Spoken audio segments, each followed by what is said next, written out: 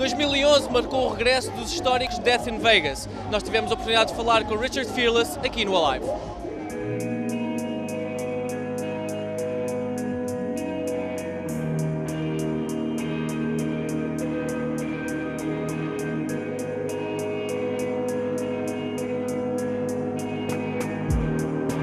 Hey man, how are you? Hey, how you doing? I'm doing excellent, how are you? I'm not bad.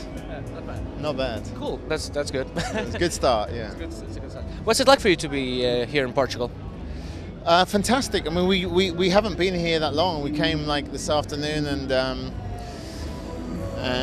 we had some good food, and now we're about to play in a couple of hours.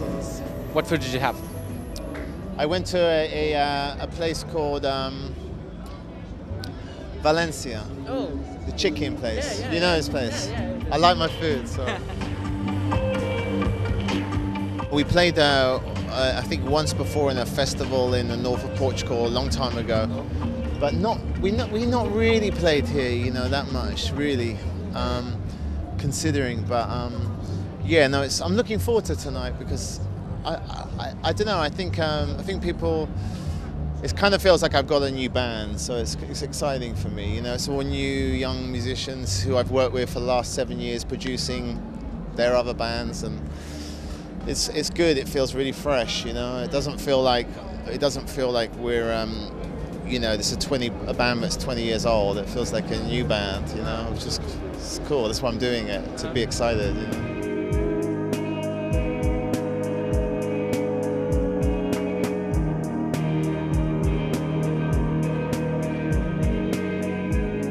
You mentioned you being 20 years, the band, you being 20 years old. Sorry, No, the band being. I wish. I mean, I'm not even I am 20 years old anymore. So, do you think the young kids really get that in Vegas? Because like it seems to be a band that's been really influential, and sonically you've been very influential. Like things that appear now kind of sound like what you used to do, or at least influence. Yeah, I think especially like when I listen back to the last record, not the new one, but the one I did, I don't know, 8 years ago. I think it's, you know, and I hear bands like the Horrors say how influenced they were and stuff, and you know, it's kind of, it's cool. That record's, you know, it kind of sounds like records that people are doing now, and to me, it means a lot when I find out, you know, like a young band like Toy or the Horrors or whatever, really into Death in Vegas. It's like, I prefer to hear this than like, you know, New Order into Death in Vegas. It means more to me.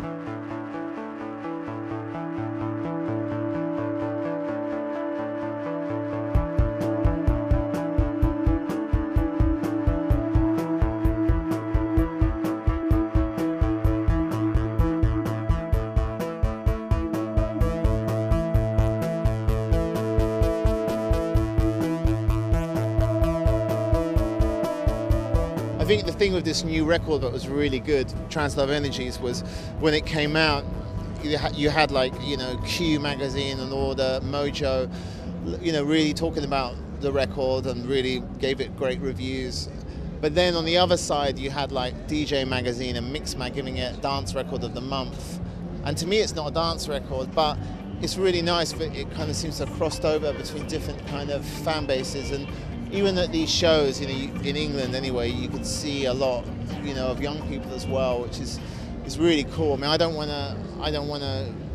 make records for like, you know, I don't make really records for Death in Vegas fans. I make records for myself, and as someone, as a DJ, I'm always trying to kind of, you know, keep my interest in the project. So it's about pushing it forward and hopefully, you know, gaining a wider audience and maybe losing a few fans, but you know what I mean? It's like you've got to clean the closet sometimes.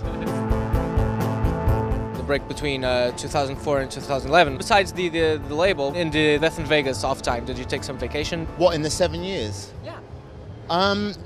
You know, it was the busiest 7 years of my life. It was like I moved to America, and the first thing I started doing was I worked for the Rolling Stones. I did a film for them, for their live tour. I did Sympathy for the Devil film for them. And then I went to photography college. I started another band, Black Acid. and I started producing. I produced a bunch of bands.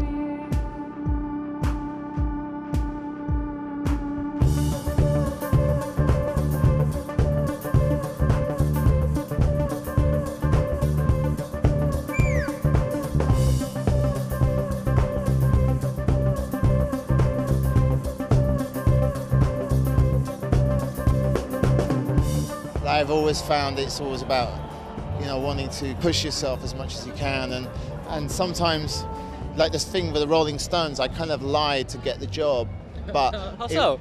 Well, I didn't lie, but they were looking for filmmakers, and I pitched 7 ideas, and I won simply for the devil. But I said I'd done work, I had to shoot a snake pit, and I pretended I'd done it before, and I mean, what I'm saying is that sometimes good.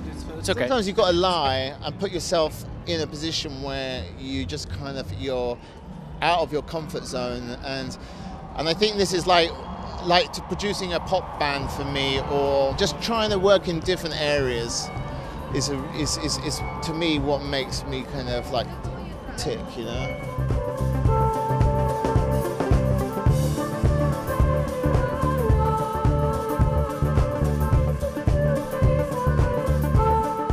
Which instrument do you think is more emotional and physically engaging for you? Like your instruments of choice or medium, I'm sorry.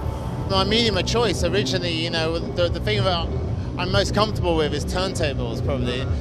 But, with Death in Vegas, it's like split between, guitars are as important as drum machines and synthesizers. But I don't know, I mean, I like the idea of just trying to take any particular machine and make something funky out of it, or exploring one machine rather than going into a studio with like loads of equipment. The last album I did on very few machines, like an 808 or 909, SH09, MS20, and I have one, an MS20. Okay. From the 70s. Do you have the sequencer that goes with it? No. Because that's the big Death in Vegas sound sequencer. Wow. Yeah.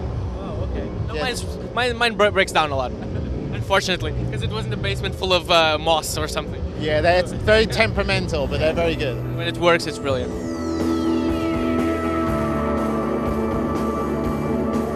Hi, this is Richard Fearless on Genocide C.